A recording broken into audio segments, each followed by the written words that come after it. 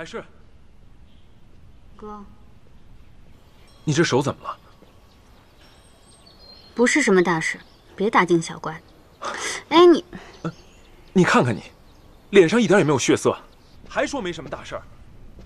昨夜舒荣妃病急，需要血做药引，我就割了点。割了点儿？你在兰姿城受的伤刚刚好，现在又划胳膊给别人做药引子，你嫌命长吗？当时的情况紧急的不得了，舒荣妃差点人都没了，更何况陛下还在那守着呢。我不跟你说了，我累了。你。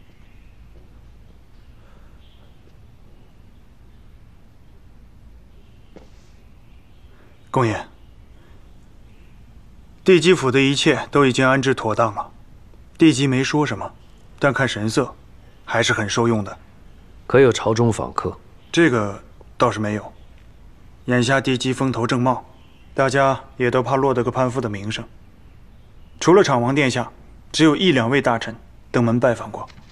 他们才不怕被说是攀附，只是猜不透陛下在想什么。再过几日，门前车马肯定络绎不绝。也是。哦，对了，公爷，说起来还有一桩好事。什么？昨日夜里，淑容妃病了，宫里动静不小。听说人能救回来，全凭小公子出人出力。就这一晚上的功夫，陛下便对小公子另眼相看。你想说什么？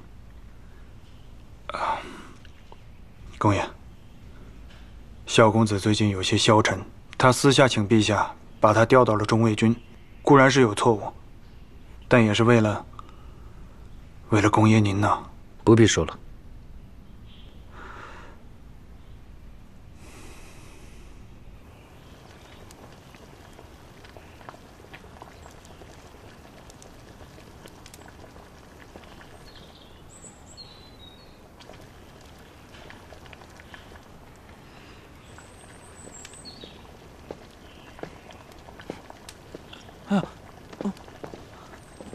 公爷，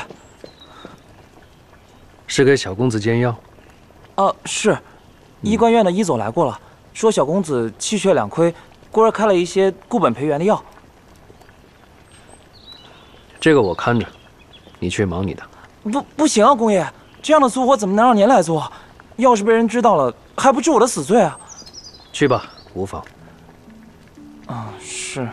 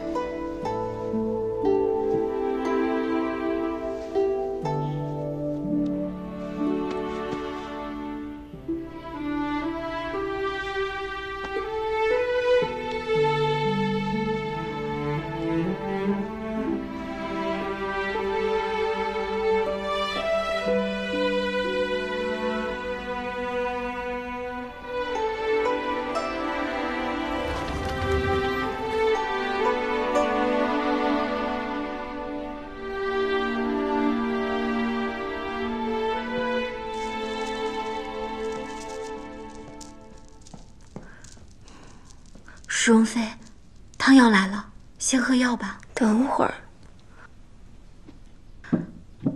您身子还未愈，还是多歇歇吧。我就再看几页。再看几页，是几页啊？不必了。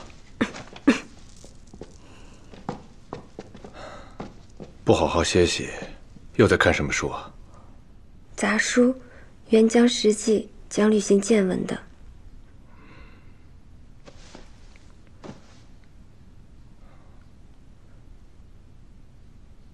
别怕，臣妾不敢。朕日后再也不会像从前那样对你了。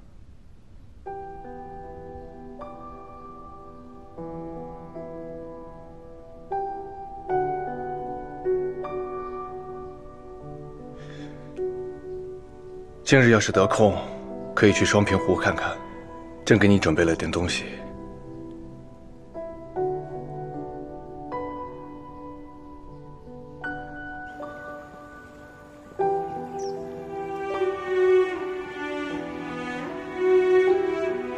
哇，这是暹罗。这宫中缘何会有这么多的暹罗？传说中，这暹罗烘干，金桑花醉饮下，一杯可得一梦，在梦中能重温电光火石般的幸福，又或者能见到今生永不能再见的容颜。当真有这样的奇效？未必能使人做梦，只不过是一些美好的传说罢了。我知道这个，我们平素放的水灯就是照着这个花的样子折的。可这花不是生自猪年吗？暹罗是罕物，即使在猪年也是少见。没想到这里竟然有这么一大片。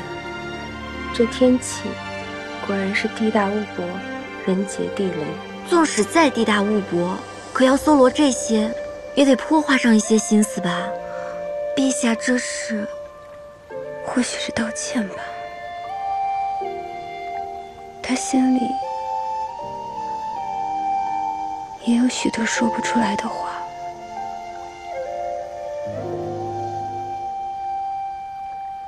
哎，这陛下真是大手笔，这么短时间内找到了这么多暹罗，这花真好看，我都没见过。不就是朵花吗？哎，我是怎么也看不出，这暹罗和季禾有什么区别啊？哎，这刘可真可怜，摊上你这么个木头疙瘩。你说什么？我说你木头疙瘩，木头疙瘩。喂，你可说我？喂，哎，你还是帝姬殿下。殿下。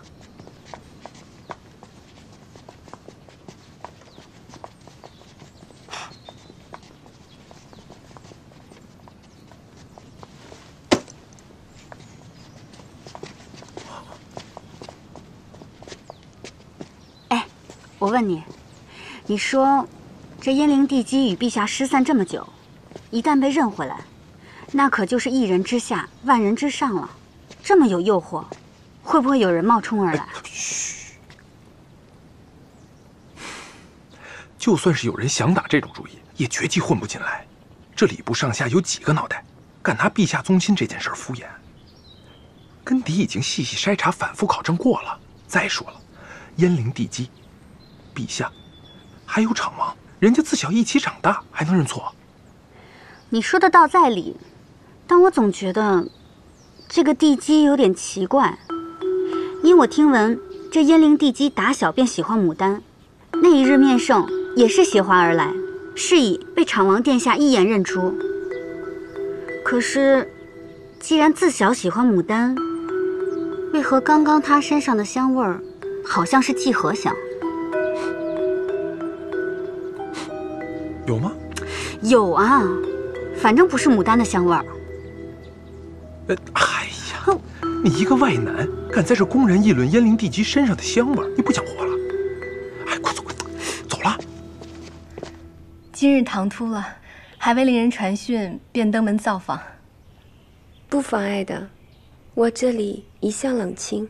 那日紫宸殿大宴，琳琅见您气色不是很好，后来又听说病了，想着淑容妃刚来大征不久，或许有些水土不服。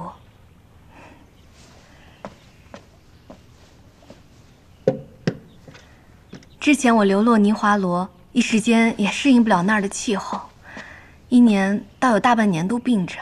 后来偶有机缘，开始学着调制一些香料佩戴，渐渐身子也有了些好转。这是我亲手挑选的上好香料，或许对淑容妃的身子有些好处。若您不弃，便佩戴在身上，聊胜于无。殿下有心了。淑容妃不必如此客气，不过是一些香料而已，不值得什么的。我离宫多年，宫里的许多规矩都慢慢忘记了，日后还要请淑容妃多多提点。不敢当，若提兰能够做到，定尽力而为。殿下请用茶。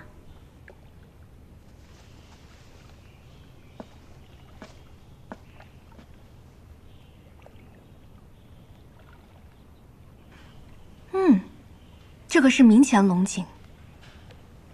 是的，是今年新上贡的龙井茶。我总记得儿时那味道，但多年未曾品宫中的茶，感觉味道似乎和从前都不大一样了呢。就像从前，曾几何时，那昭明宫是三皇兄舒云的居所，那时我还常常找他去玩耍。如今却成了祭风馆，今非昔比啊。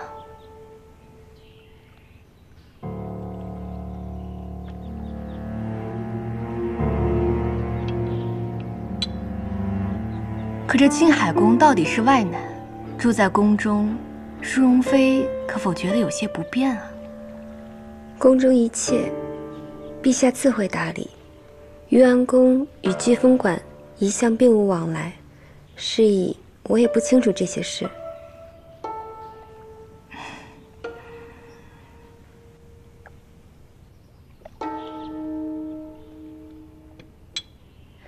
今日问候过淑容妃，茶也品了，就不多做叨扰了。淑容妃保重身子，若是想自宫外找些吃的喝的、香茶点心或者别的小玩意儿，尽管托人传话于我。多谢殿下。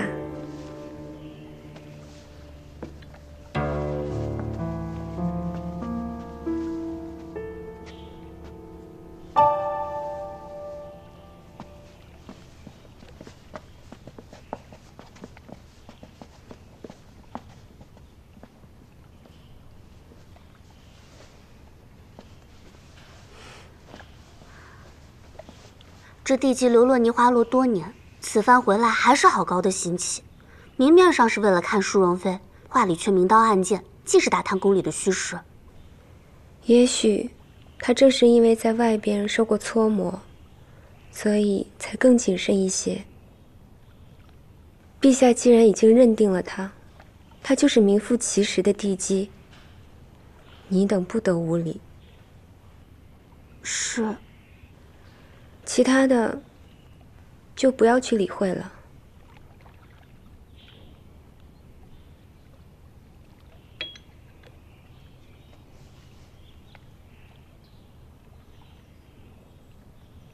这个香囊的香味儿的确清新宜人，婢子，帮我收好它。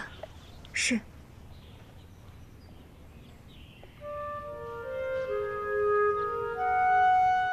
公爷，汉北传来消息，苏明已然做了左仆敦王的东路谋臣，听说已经帮助左仆敦王消灭了几个小的部族了。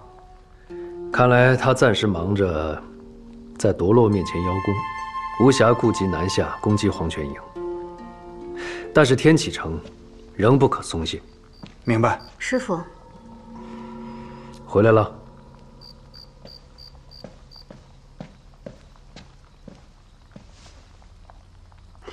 师傅，还是心里挂了个事，想来想去，还是要报给师傅，方才周全。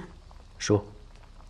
我今日当值，遇到了燕灵帝姬，他用了一种熏香，闻着是季荷，并不是牡丹。你想说什么？我总觉得这燕灵帝姬身上有不同寻常之处，想找人去泥华洛调查一下，万一……燕灵帝姬可是陛下点过头，亲自认下的先帝之女，昶王殿下的姐姐。你去查她，意思是说，陛下认错了？还是不敢。听说你为了救淑容妃，以血入药，身上的伤好一点没有？多谢师傅关心，已经好多了。你今日值岗应该累了，少子，带小公子回去歇息。是。小公子请。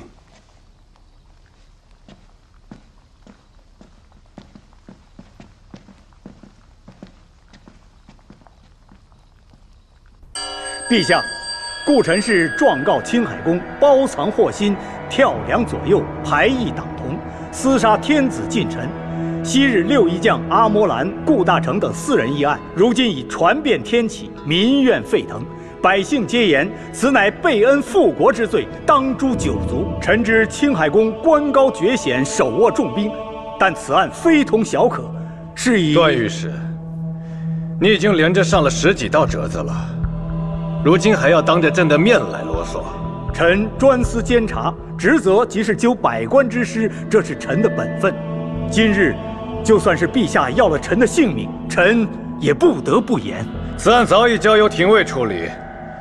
宗少卿，你来说说进展如何？禀陛下，此案复杂，阿摩兰、顾大成等6义将已逝多年，顾陈氏祖孙已横死街头，收集证据困难，调查亦需时日。那就是毫无证据。段御史，你应该知道，贪污肱骨之臣，也可诛9族。臣不敢，臣并没有言青海宫一定有罪，臣只是认为，在廷尉审理此案期间，青海宫不宜在上朝理政。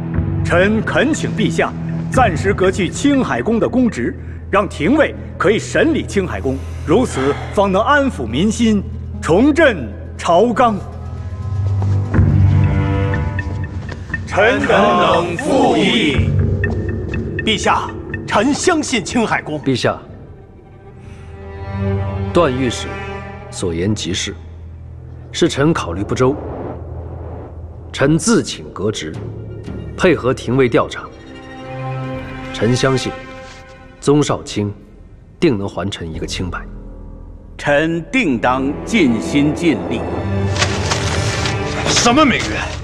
摆明了使法子要削你的军权。我知道，你知道，你还顺了他们的意。此次群臣激愤难平，如果不顺他们的意，他们不会善罢甘休。陛下太过护我，会坏了陛下的声誉。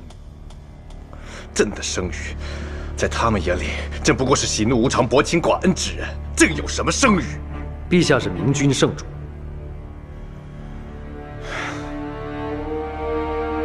再忍一时吧。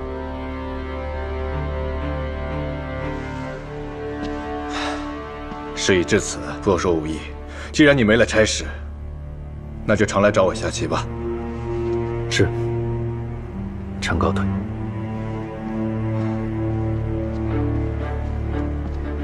青海宫，陛下，燕陵地基求见。不见。是。这双平湖上的斜罗，开了没有？哦，回陛下，开了，开得可好了。大概能开一阵儿呢。好。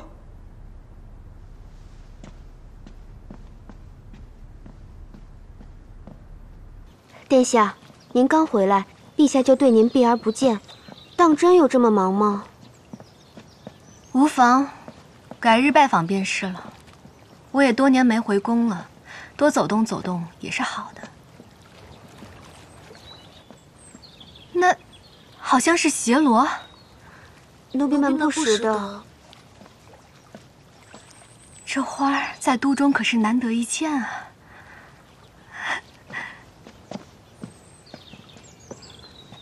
今日之事，不要让海氏跟卓英知道。是，只是此事重大，恐怕瞒不了多久啊。尽量瞒着。是。陛下大费周章从南方搜集了这些暹罗，自己却闭门不出，谁也不见，白白辜负了花期啊。大约是心里有事，提不起劲。哎，去那边，那边花开了。燕陵地基。方大人，方卓英。陛下当心！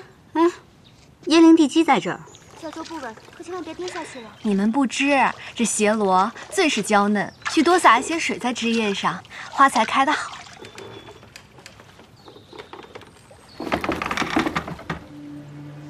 喂，有水，我去。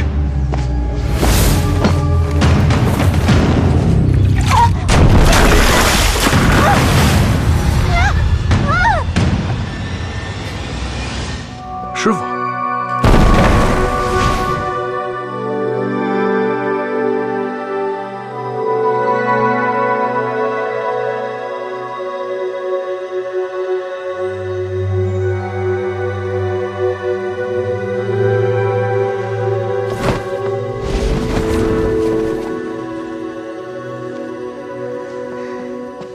多谢阁下救命之恩。殿下恕罪，臣等来迟了。在此处当值的是谁？是我。若我今日不在，你该当如何？应立刻救人。机变不足，谈何救人？师父，此事并非卓英一人的过错。我本是他的主将，约束部下不力，还请殿下责罚。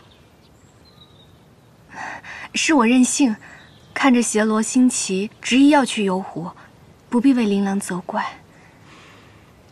还不送殿下回府？师父，帝姬身份尊贵，可否请卓英将功赎罪，同我一同护送？也罢。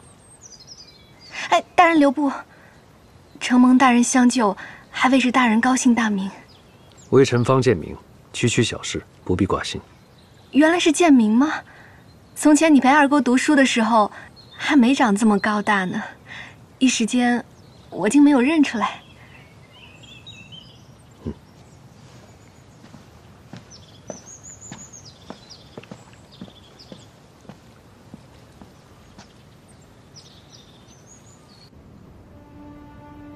二位大人，刚才听二位大人称靖海公为师傅，那二位一定是他的高徒，云辉将军方海市和中郎将方卓英了。正是，殿下。都说帝姬聪慧，今日一见，果然不假。帝姬流落在外多年，才刚回来，便对大征的事情如此熟悉，确实不易。我小时候和建明是玩熟了的，更何况这些年我虽流落在外，但终究心向大征，就好比游子思乡，家乡的一点一滴都听在耳中，记在心里。我听闻二位已久，今日一见，当真是不俗。帝姬谬赞，这都是我们应该做的。我看帝姬今日采了几枝花，可是爱季禾。邪罗虽也是季禾的一种，但它独得一个雅号，叫静客，因为它向来只长在幽谷，耐得住没有人赏识的寂寞，独自袅袅婷婷，香远益气。我等粗人竟分不出邪罗与季禾的区别，让帝姬见笑了。季禾叶枝上有绒毛，叶子会浮出水面，且没有缺口；邪罗叶面油亮，浮在水面，有缺口，样子瞧着不同，香气却是一样的，分不出也没有什么。帝姬对季禾如此了解，想必是非常喜欢吧？季禾再好，终不如艳冠群芳的牡丹。谈到香料，我还是最中意用牡丹入香。原来帝姬最爱的竟是牡丹啊！方大人心思通透，怪不得会成为青海宫的得力弟子。帝姬过奖。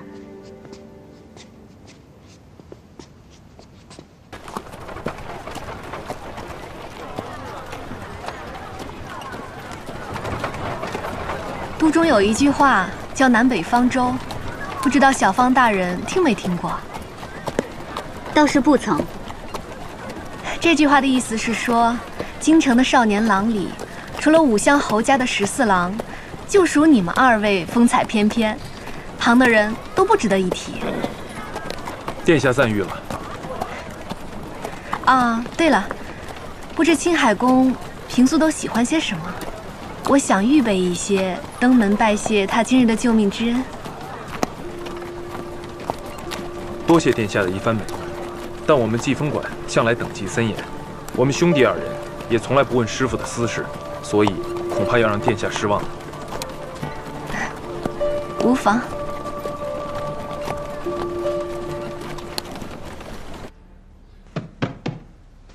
师傅，进来。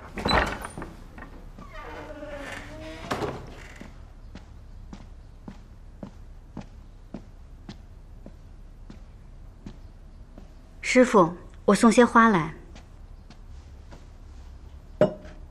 这些花都是精心挑选过的，长熟的花苞应该可以放很久。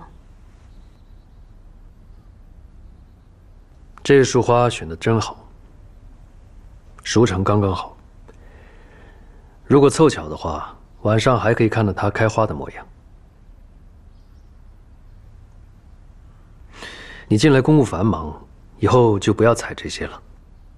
这花不是我采的，是我和卓英送燕灵帝姬回府上的时候，帝姬托我们带回来给师傅装点书房的。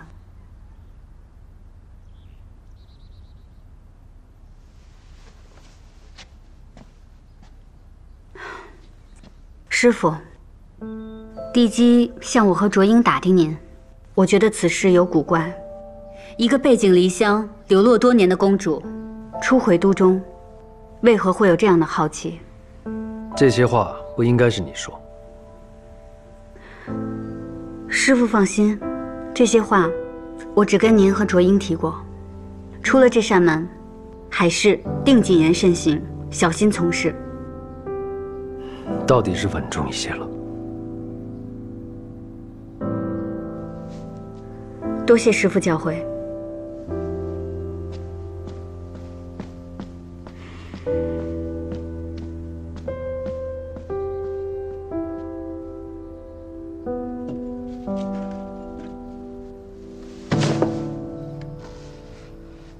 这厢淑容妃的衣裳刚刚要做完，那厢为帝姬做常服的命令又来了。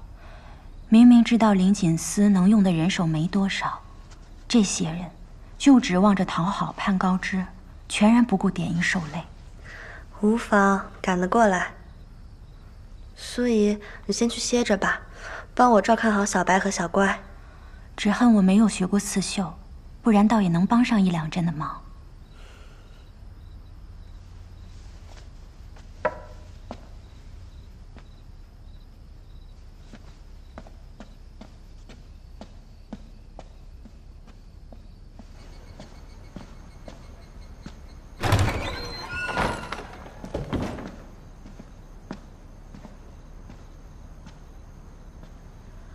是小芳大人来了吗？这刘姑娘好厉害，我已经尽量压低脚步了，没想到这刘姑娘还是听得出来。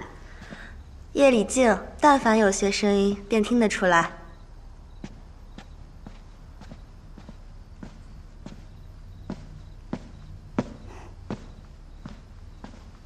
这刘姑娘，小芳大人请坐。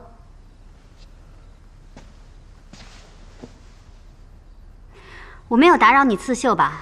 无妨。是淑容妃的外袍，最后2针已经成了。想不到平日这灵锦司热闹得很，到了夜晚倒是寂寥。我早已经习惯了。小芳大人深夜造访，可是有事？我此番前来，是想跟这刘姑娘讨教一些关于香料的事情。小芳大人何时对制香感兴趣了？您想学制香？其实，我想问的是关于燕灵帝姬。我听闻燕灵帝姬这个人，从小便十分喜欢牡丹，甚至到了痴迷的程度。不仅是香料，身上的配饰、府上装点都离不开牡丹，甚至乳名都唤作牡丹。那她有没有可能选择牡丹以外的香料呢？小芳大人何出此言？我只是在想，一个如此热爱牡丹之人，为何我2次遇到他，身上的香料皆是季禾香？甚至，他对于季禾倒是情有独钟，白日里为了摘花，竟差点落入湖中。小芳大人，我近日正在为地基量体裁衣，不若……不必。我今日来，完全是因为香料的事情，想跟姑娘讨教讨教，别无他意。此事也与你无关，你切切不可萌生其他的想法，也千万不要轻举妄动。姑娘，只需告诉我答案便可。是。地基之举，在这流看来寻常，怕是2次遇到地基用季禾香，皆是偶然。若想查出此中分别，可能还要多些时日，慢慢揣摩。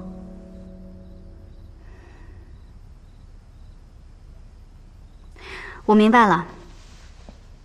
这刘姑娘，此番我来向你询问香料的事情，万万不可再告诉别人了。我跟卓英哥都不希望你再为其他事情涉险。这刘明白。告辞。小芳大人，我曾听闻武乡侯爷家的14郎在小辈里最是雅善之乡，在都中大大有名。若是小芳大人能与他相熟，或许可以问问。多谢姑娘。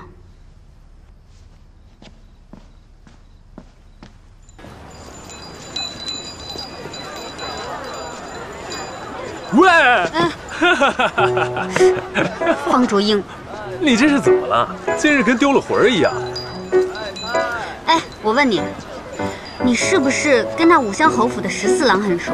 当然了，这不是废话吗？去年上巳节，我跟那个右渡啊是坐同一辆牛车。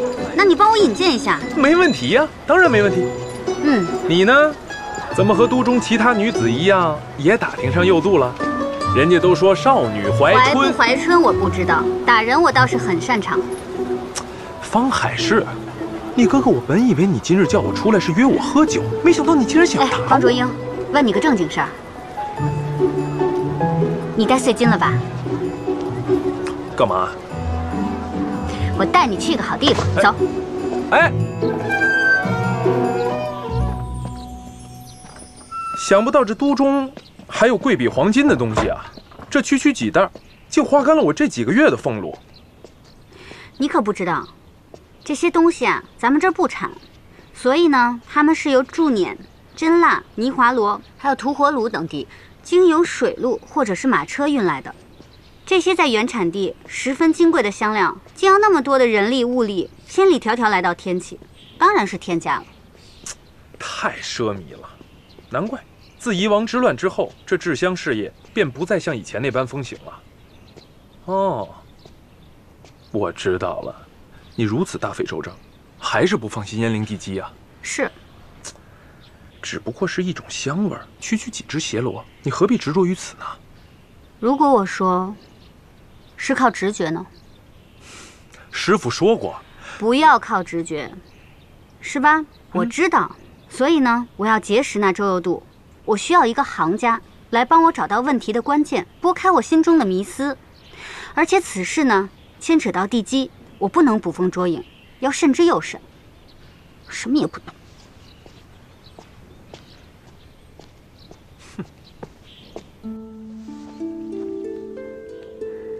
舒荣妃，这是尼华罗的秘方，专治寒症。若坚持服用半年，必然痊愈。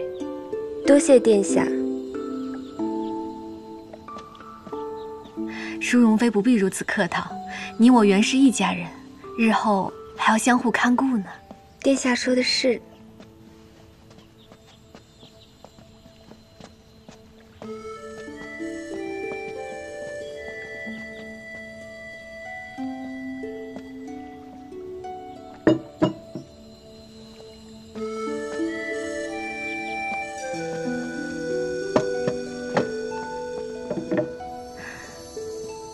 舒荣妃，这也太贵重了。我从驻捻远远没带什么东西来，前几日他们整理起来，才发现了这对镯子。地基偏爱牡丹，我想了想，以此相赠最为合适。我自是喜欢。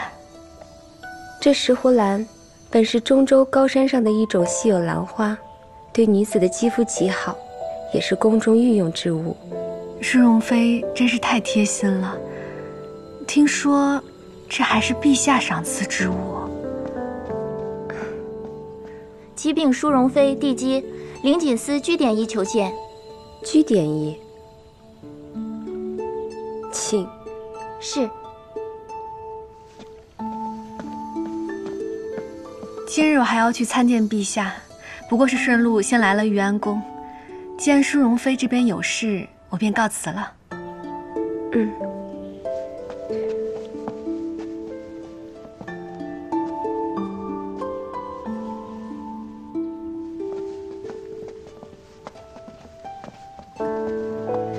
殿下，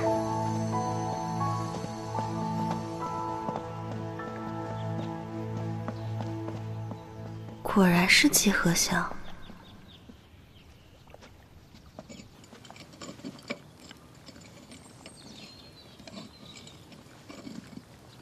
你果然是点茶之香的高手。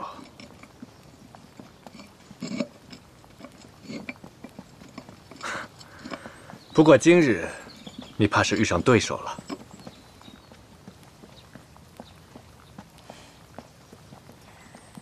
陛下万安。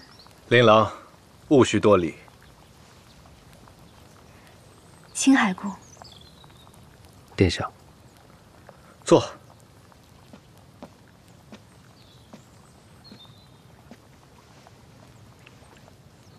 琳琅，你来的正好。你自幼精于点茶，快来和建明比一比。朕说他太多了，省得他得意。听说青海宫是个中好手，牡丹不好在二位兄长面前露拙。琳琅，不愿为朕出头？陛下，这话确实有点太重了。既然陛下有旨，牡丹只好献丑了。建明，琳琅都应战了，你总不至于怯战吧？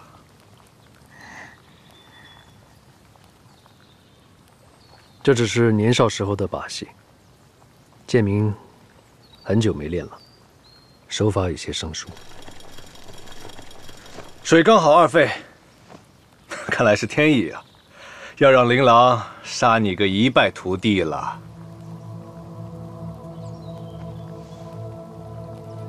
殿下请。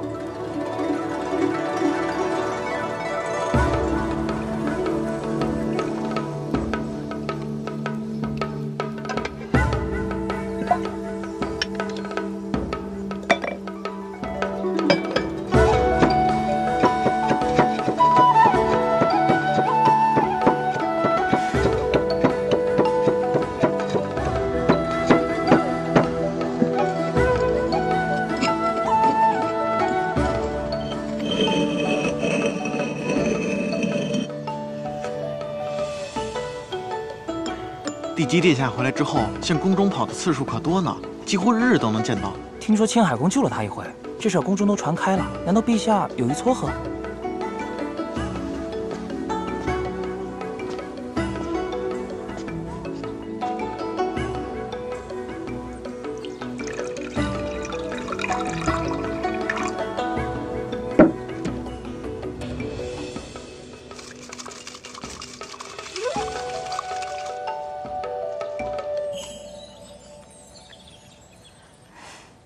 二哥哥，你看，牡丹果然出丑了，不是？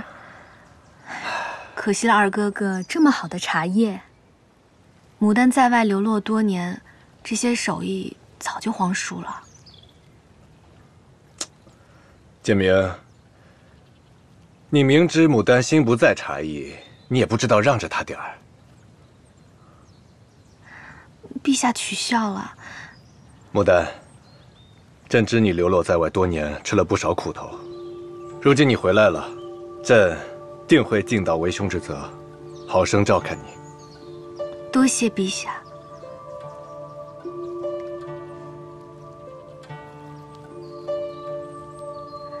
既然已经献过丑了，牡丹便告退，不打扰陛下了。建明，还不快替朕送送牡丹？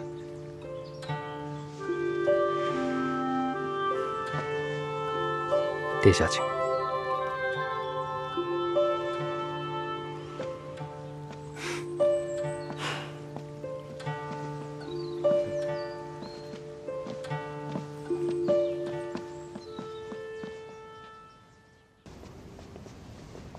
素闻青海公雅善茶艺，今儿真是开了眼界。不知琳琅何时还有机会向您讨教？殿下，陛下在登基的时候曾力主简朴，所以在都中的茶室、乡试都没有以前风行。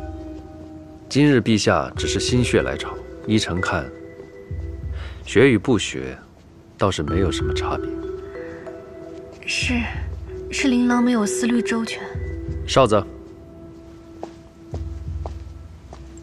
公爷，帝姬殿下，把帝姬安全送回府，务必安全送回。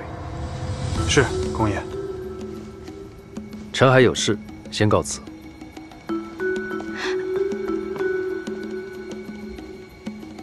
帝姬殿下，请。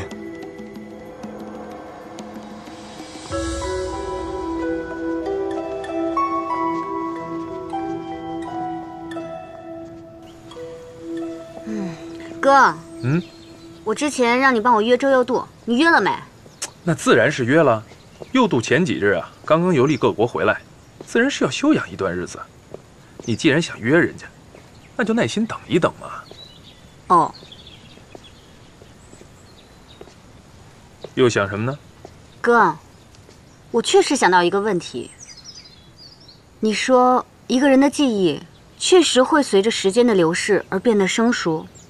但若是这项记忆已经烂熟于心，有没有可能退化到完全拿不出手？什么退化？就比如说周佑度。有没有可能他很擅长调香，然后因为一些原因呢，闲了几年，然后他就不会这项技艺了？哎呀，那倒不至于，这就跟咱们拉弓射箭一样，就算放了再久，顶多也就是拉不动重弓。没有准头，那是绝对不可能的。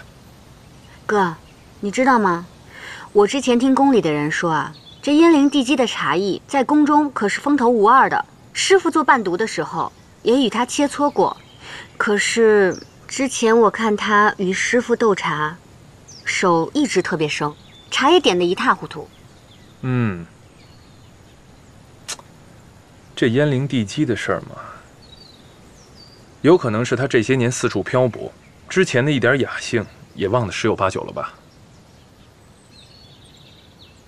哥，我总觉得师傅对于燕陵地基的态度也很可疑。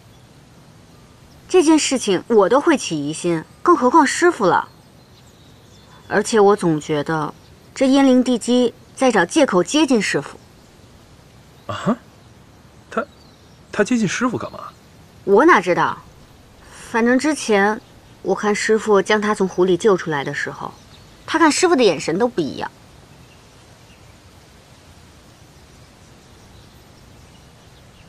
哼，我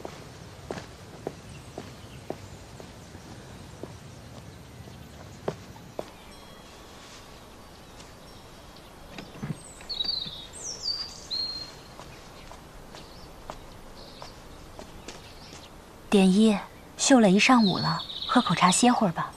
放在一边吧，我要赶着绣完这些。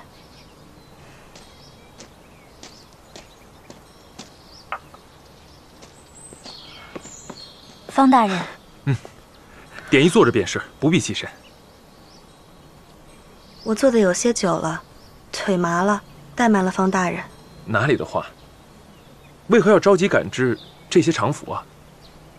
是我性子急，这件燕陵地基的常服上头已经派下来好几日了。你如今好歹也是典医，就算再着急，也不用自己操心啊。我从典膳局拿了一些点心，你和素衣一起尝尝，吃完再绣，也不迟。方大人可真细心，奴婢先带典医谢过了。奴婢去奉茶，去便回。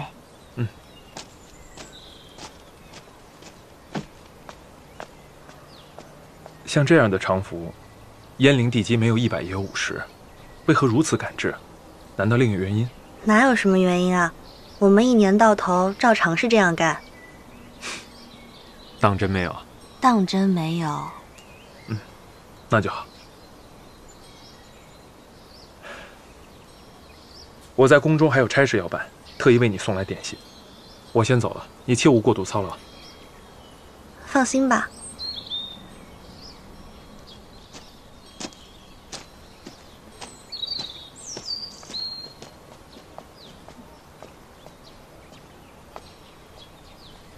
哎，方大人呢？方大人有差事，已经走了。这刚奉的茶可惜了。刚好有糕点，一人1杯茶，不如便算是今日的午膳了，如何？好，那奴婢沾一沾您的光。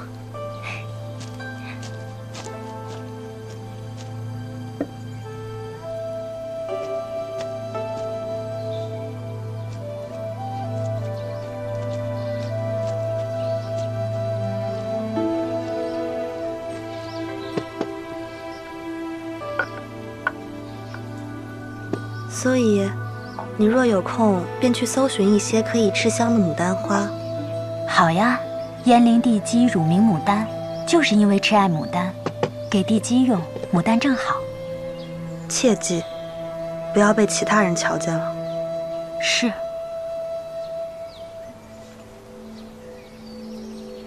多谢。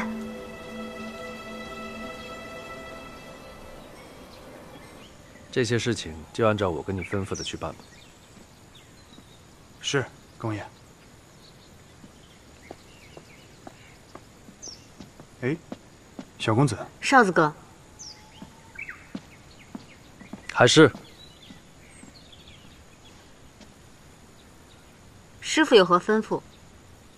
没什么，就看你好一点没有。多谢师傅关爱。伤已经好的差不多了，如果师傅没什么吩咐，没什么。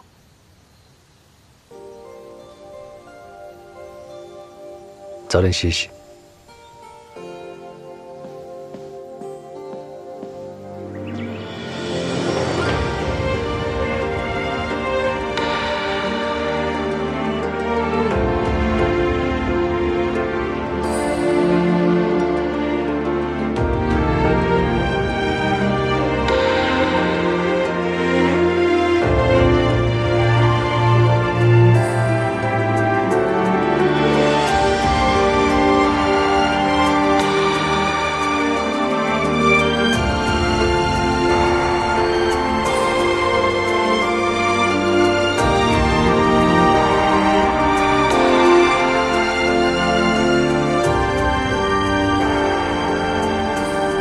公爷，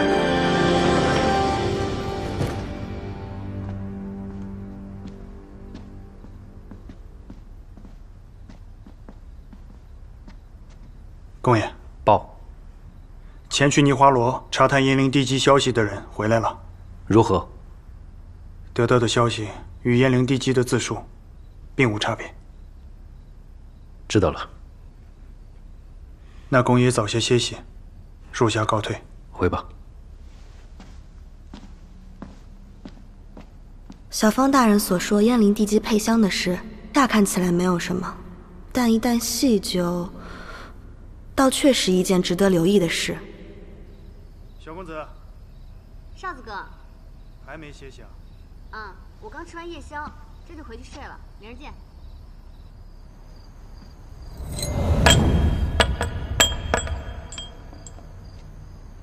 啊！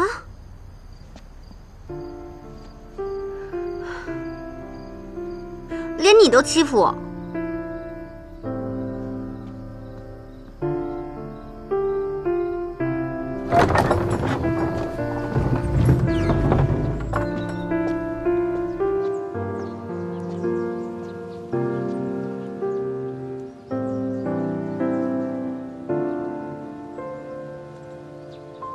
师傅。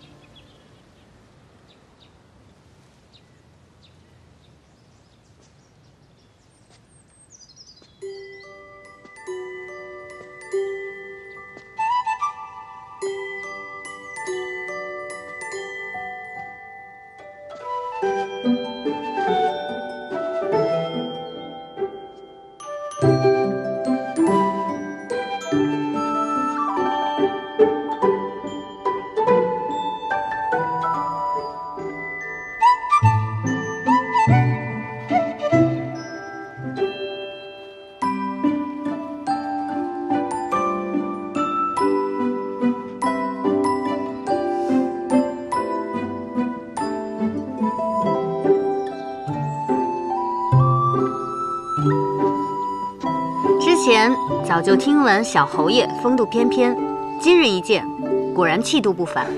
小方大人客气了，你是天启城有名的才子，文武双全，谁人不知？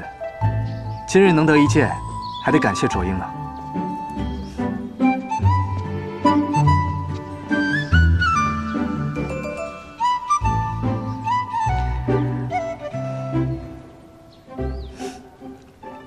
小方大人，你这么一直瞧着我，是我这脸上沾了什么脏东西吗？不是，只是小侯爷你的穿着打扮、神情气度，与我相识的人很像。你是说青海宫？之前有人这样说过吗？前几年我尚未籍贯的时候，偶尔会帮父亲处理一些人情往来的事。在都中，那时就有人说，我与青海宫方建明有些神似。青海宫白衣战甲，曾动天下。我听到有人说我像他，也颇有一些自得。直到后来，陛下重新起复宫野，我有幸远远见过一次，这才知银烛之光与皓月之明，远远不能相提并论。是你太自谦了。右舵，嘿嘿，你要是那银烛之火呀，这都中女子多半都愿意做那扑火的飞蛾。哎呦，大家都是老朋友了，不用客气，赶紧把正事办了。你给海市讲一讲，这些劳什子讲的都是些什么东西啊？啊？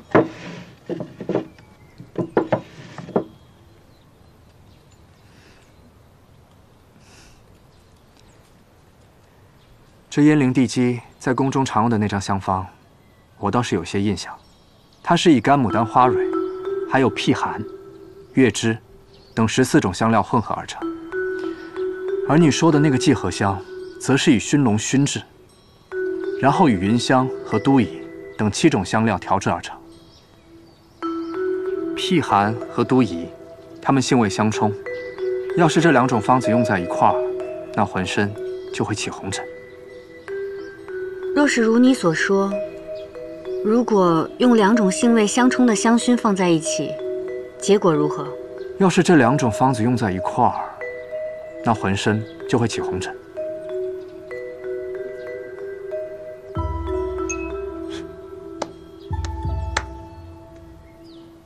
那日你所看到的牡丹香方，确定没错吗？这肯定没有错。我看到那张香方被记录在香谱里，而我看到那一版正好是青海宫从前续注的手稿。你是说师傅也会制香？这是自然。你们府中有这么一尊真神在，想必这些问题不应该问我。在早些年，都中子弟都以斗茶制香为乐，他们通常有雅集。青海宫往往都能独拔头筹，赢光其他弟子所有的彩头。这燕灵地基，它的香方也是从这里淘的。燕灵地基事有古怪，师傅应该意识到了。算了，师傅自有打算。这有些都乙，你可以闻一下。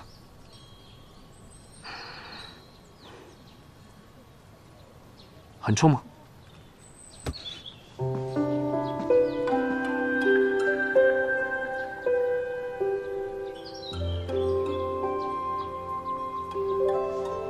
哎呀，对不起，对不起。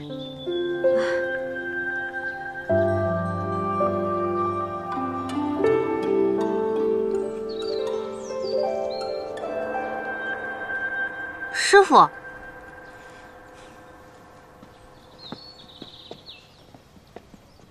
师傅，青海宫有客。师傅，这位是吴乡侯府的14郎。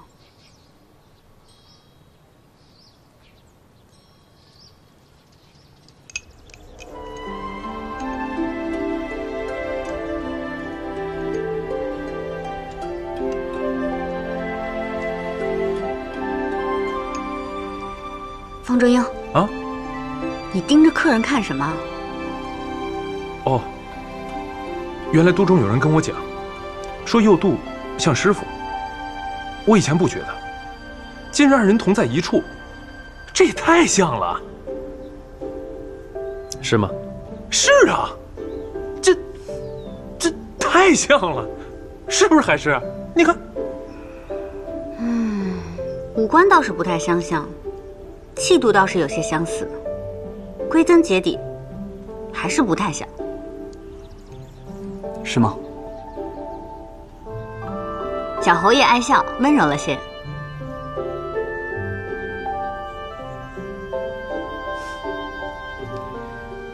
卓英只是开玩笑罢了，你倒是认真了。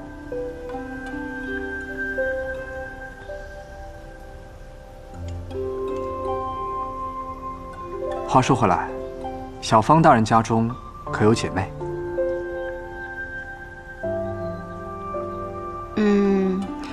我在家中是独子，没有其他兄弟姐妹。怎么了？没什么。今日与小方大人一起制香，也算相熟了。以后不必客气，叫我佑度就好。我也叫你海氏。如此甚好，啊，大家都是兄弟，不必客气。吃饭。今日就多谢佑度了。吃饭。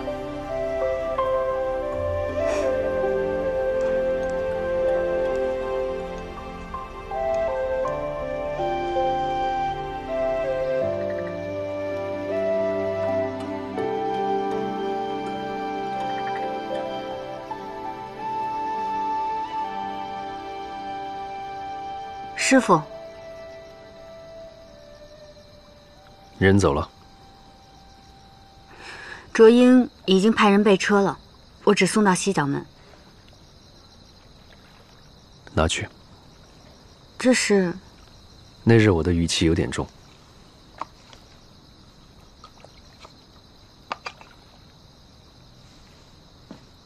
师傅，方建明。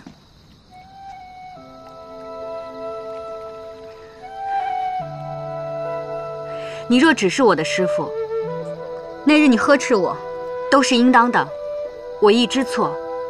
如今，你送我东西向我赔罪，我不敢要，也担当不起。但若你是我的心上人，有些话咱们迟早要说清楚。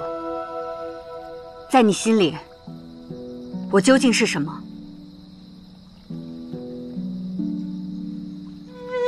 若你不喜欢他，也可以把他扔了。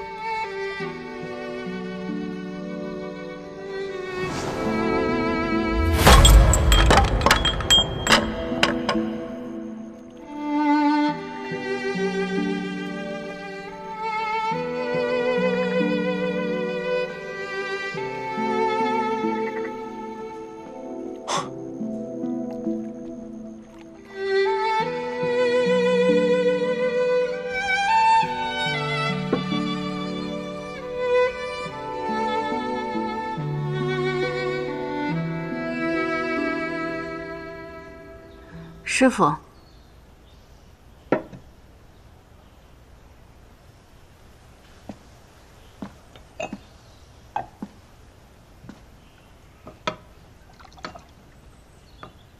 师傅先喝粥吧，喝粥暖胃。知道了。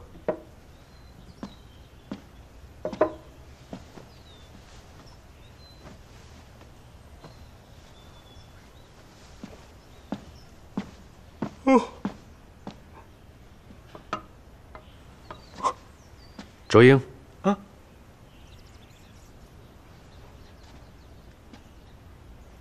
师傅，今日我事情比较多，先去宫中了，你们先吃吧。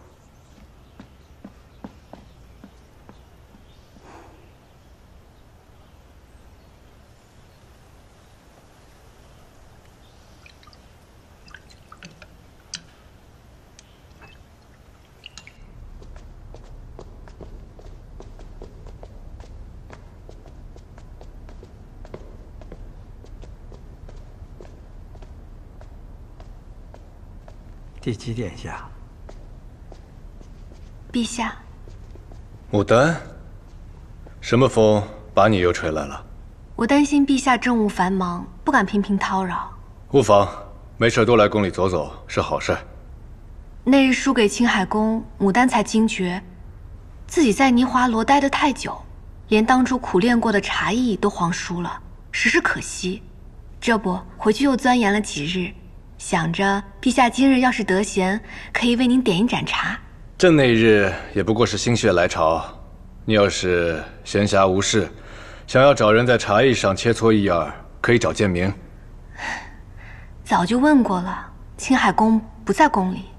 哦，所以牡丹现在来探望朕，是因为来找建明没找着，呼了个空。二哥哥，牡丹以青海宫为友，进宫当然是要问候一声，但最要紧的肯定是见二哥哥。记得那时候建明在宫里陪读，你跟他横一个不对付，竖一个不对付，最讨厌就是他不让着你。如今反倒引他为友了。牡丹真是长大了。二哥哥，罢了，建明如今也沉稳了。长日漫漫，你要是想找他切磋是好事。二哥哥总说这些做什么？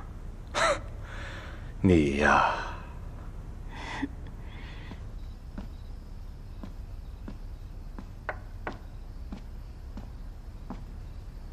师傅，您找我。来，陪我下盘棋。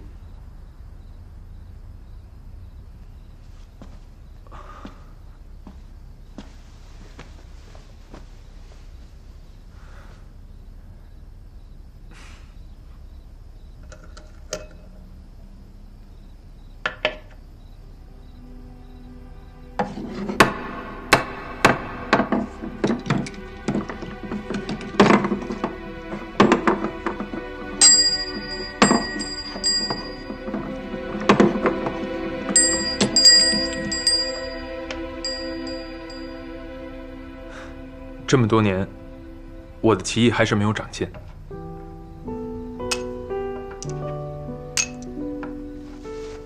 从前下棋，就算输了，也没有如此一败涂地。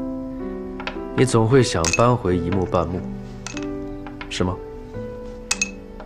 你的心思不在这儿，三番两次找我欲言又止。有什么想说，直说。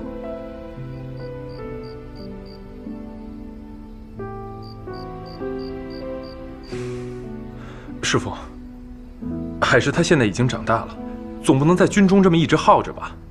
倘若她到了婚嫁的年龄，是不是也应该恢复女儿身了？何出此言？这些年，我发现海氏不再像从前那般无忧无虑，好像总有心事。师傅，我和海氏从小一起长大，对她的性格我再了解不过了。她心里认定了谁，是绝对不会改变的。师傅，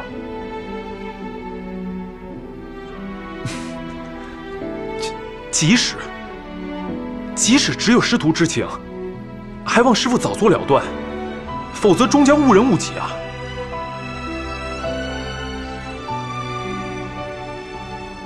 你知道你在说什么吗？是出去，出去！